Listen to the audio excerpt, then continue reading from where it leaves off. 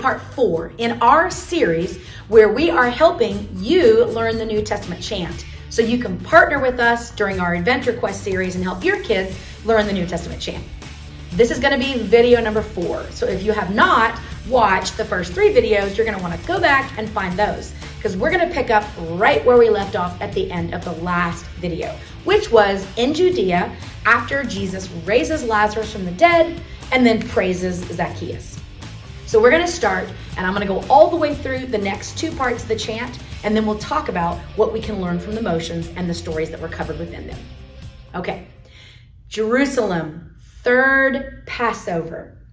Triumphal entry. Second temple cleansing. Last Supper. Prayed, betrayed, tried, denied, crucified, resurrected, appeared to many, ascended. Spirit given. Stephen stoned. Church persecuted. Philip's preaching. Paul's conversion. Blinded by the light. Peter's vision. Okay, parents, are you ready? There's a lot here. Let's start with the third Passover. Right off the bat, I'm sure you're familiar with the triumphal entry. And the reason we do the donkey sound is because Jesus entered on a donkey. Then we have Jesus' second temple cleansing, where he cleared out the temple of all the money changers and those that were using the temple in a way that God had never attended. After that, we get the Last Supper.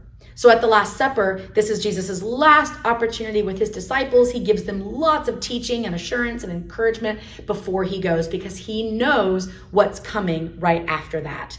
Remember, they go to the garden to pray, and in the garden, Jesus is betrayed by Judas. After he's betrayed by Judas, he's arrested and put on trial throughout the night, taken to all different houses to make sure that they put him on trial. At this time also, we find out that Peter, who had been following close behind, denies him 3 times before the rooster crows. Jesus is crucified early on the 14th day of the first month, but he doesn't stay dead. He resurrects from the grave on the 3rd day. He appears to many for 40 days, and then he ascends back to heaven. But he doesn't leave his disciples or his future followers without help. He sends the Spirit, so the Spirit is given. In the meantime, there are some Gentiles that follow in and come into the flock and become followers of Jesus and put their faith in Jesus as the Messiah. One of them is Stephen. He speaks boldly against the Pharisees, the Jewish elite. They obviously don't appreciate that, and they have him stoned.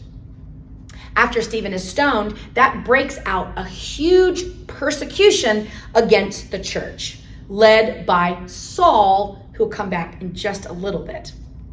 The church is persecuted. At that time, some of the disciples boldly proclaim the word of God. One of them is Peter, who preaches against it.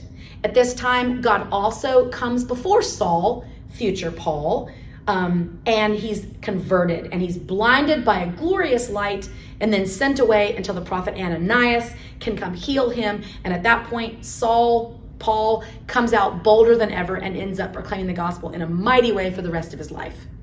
At that time, too, Peter gets a vision of the clean and unclean animals, representing the fact that the Jews and the Gentiles are going to eventually be united. They no longer need to be seen as unclean. That's a lot. This is the end of part 4. Stay tuned. We'll come back again to help you work through the end of the chant, which is part 5.